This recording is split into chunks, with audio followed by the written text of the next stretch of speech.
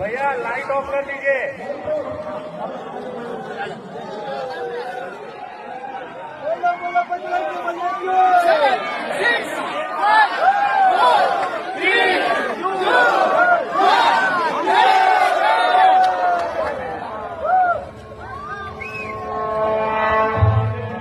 సర్వ మానవాళికి రక్షకుడు, మనకు కొండంత అండగా నిలిచేవాడు, మనసులో తలచిన వెంటనే గుండెల నిండా ధైర్యాన్ని నింపగలిగే మహాయోధుడు, అభయహస్తంతో ఎల్లవేళలా మనల్ని కాపాడే ఆ పవనపుత్రుడి ఇప్పుడు మనసారా స్తుతించుకుంటూ శ్రీ పంచముఖ ఆంజనేయ స్వామిగా అవతారమెత్తిన కథ దృశ్య రూపంలో తిలకిద్దాం రండి.